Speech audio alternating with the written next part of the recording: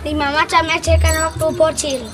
Yang pertama, ejek nama orang tua. Mumpung ada Azi, aku kerjain nama bapak aja. Jalan, Oi, Supri. Ngecek lu ya. Emang Rizal. Lu juga namanya Supri gak jelas. Mata duitan.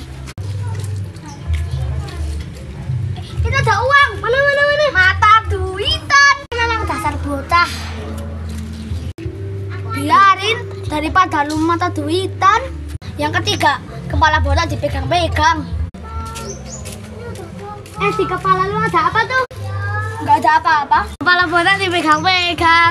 Aku aja nggak botak. Yang keempat, tenggorokannya disentlik. Hei, ada pesawat. Mana? Aduh, tenggorokan rusak. Yang kelima, adem sari. Tenggorokan kamu ada apa tuh? Nggak ada apa-apa kok. Adem sari.